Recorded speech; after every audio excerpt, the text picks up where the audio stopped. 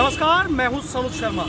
मेरठ से बड़ी खबर आ रही है कि कल मेरठ में इन्वेस्टर समिट होने जा रही है, जिसमें अरबों रुपए के जो इन्वेस्टमेंट है वो होने जा रहा है। और इसी के साथ ही जो उद्यमी है वो इस समिट को लेकर बेहद उत्साहित नजर आ रहे हैं।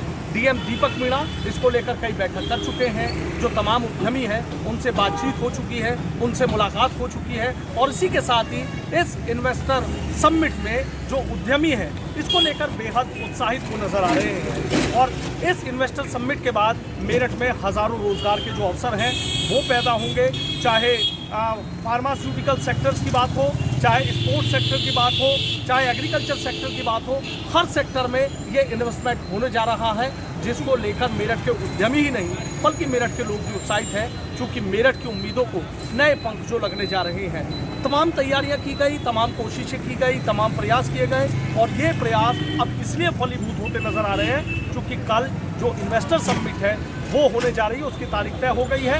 और 4 उसमें सेशन होंगे, जिन 4 सेशन में जो उद्यमी हैं, उद्यमियों के साथ प्रशासनिक टीम है, जो विशेषज्ञ हैं, तमाम लोग बैठेंगे। और तमाम लोग बैठने के बाद वहाँ पर सहमति बनेगी कि किस तरीके से किस सेक्टर में कितना इन्वेस्टमेंट जो है वो होने जा रहा है, किस तरीके से ये करने जा रहे हैं। कहीं ना कहीं ये इन्वेस्टर समिट मेरठ के भविष्य के लिए, मेरठ की तकदीर के लिए एक बड़ा कदम होगा।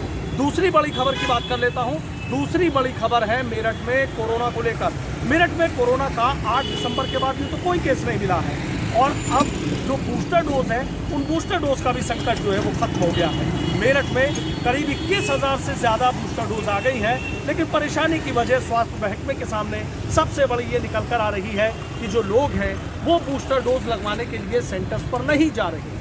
41 से ज़्यादा ऐसे सेंटर्स बनाए गए हैं जिनमें ज़िला अस्पताल, मेडिकल, सीएचसी, पीएचसी और तमाम ऐसे सेंटर्स हैं और उन सेंटर्स पर अलग अलग जो बूस्टर डोज है वो भी मुहैया करा दी गई है। लेकिन बावजूद इसके लोगों में बूस्टर डोज लगवाने को लेकर उत्साह नज़र नहीं आ रहा है। जिस तरीके से केस बढ़ने शुरू हुए थे, चाइना में कोरोना का जो प्रकोप है वो ज़्यादा बढ़ा था, उसके बाद लोग ज़रूर बूस्टर डोज लगवाने के लिए सेंटर्स पर पहुंच रहे थे। लेकिन अब जैसे जैसे कोरोना का ग्राफ यहाँ पर घटा है उसके बाद से ही लोगों ने बूस्टर डोज लगवानी कम कर दी है। जो स्टाफ है वो बैठा रहता है, इक्का दुक्का लोग ज़रूर सेंटर्स पर आ रहे हैं, लेकिन जो एक उम्मीद की जा रही थी 21,000 जो बूस्टर डोज यहाँ पर मिली है उसके हिसाब से कहीं पर भी जो लोगों की भीड़ है वो नहीं नज़र आ रही है। एक वो दौर था कि जिसमें लोग बड़ी संख्या में बूस्टर डोज या अन्य डोज लगवाने के लिए जैसे नज़र आते थे, लोग बड़ी संख्या में बूस्टर डोज या अन्य डोज लगवाने के लिए जैसे नज़र आते थे वो अब नज़र नहीं आ रहे हैं। तीसरी बड़ी खबर मेरठ से यह है कि मेरठ में लूट की लगातार बढ़ती घटनाओं को लेकर जो पुलिस महकमा है उस पुलिस महकमे ने बी प्लान पर काम करना शुरू कर दिया है। शहर की बात हो या देहात की बात हो, तमाम जितने भी पॉइंट्स हैं वहाँ पर पुलिस सघन चेकिंग अभियान चला रही है। चप्पे चप्पे पर पुलिस का सख्त पहरा है। गलियों की बात हो, मोहल्ले की बात हो, चौराहों की बात हो या अन्य और जगह की बात हो, हर जगह आपको पुलिस की जो चेकिंग है वो नज़र आ जाएगी। एक दिन के भीतर 200 से ज़्यादा जो वाहन हैं वो सीज कर लिए गए। ये वो वाहन थे कि जिन पर ना तो नंबर थे, उनके जो कागजात हैं वो भी पूरे नहीं थे, कुछ लोग अपने कागजात नहीं दिखा पाए थे, तो कई वाहनों के चालान भी काटे गए हैं, कई वाहनों को सीज भी किया गया है। और पुलिस का जो ये अभियान है अब ये लगातार जारी है।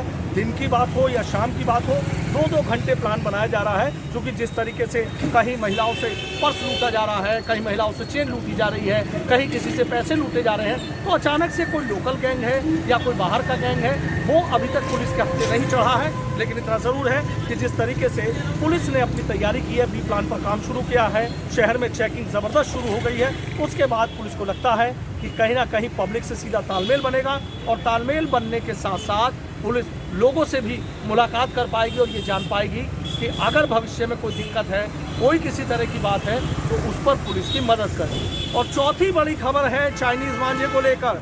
ये चाइनीज़ मांझा अब मेरठ में खूनी मांझे के नाम से जाना जाने लगा है। सबसे बड़ी बात यह है, चूँकि देखिए बसंत पंचमी नज़दीक है और ऐसे में अकेले अगर मेरठ की ही बात की जाए तो मेरठ में करोड़ों रुपए का जो कारोबार है वो पतंग और मांझे का होता है। एक वो दौर था जब जो धागे का मांझा है उसका इस्तेमाल किया जाता था, लेकिन अब जो चाइनीज़ मांझा है उसका धड़ल्ले से इस्तेमाल हो रहा है।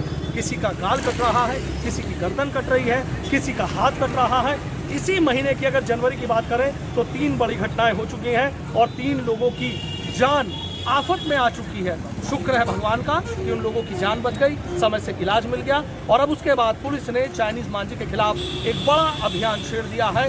जगह जगह दबिश दी जा रही है, जगह जगह चाइनीज मांझा बड़ी मात्रा में पकड़ा जा रहा है। लेकिन तमाम कोशिशें, तमाम कार्रवाइयां होने के बावजूद जो चाइनीज मांझा है वो धड़ल्ले से बिक रहा है। शायद पुलिस को इस पर एक बड़ा और सख्त एक्शन लेने की जरूरत है ताकि लोगों की जिंदगी से चाइनीज मांझे से खिलवाड़ ना हो सके।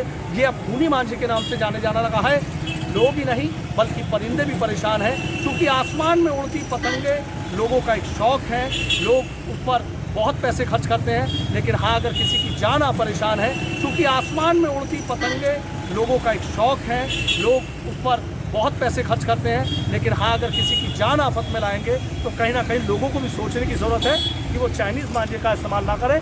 पतंगबाजी करें, कोई मना नहीं कर रहा, लेकिन अगर धागे के मांझे का इस्तेमाल करेंगे, चाइनीज़ मांझे का इस्तेमाल नहीं करेंगे तो शायद बेहतर रहेगा। मेरठ से समीक्षा।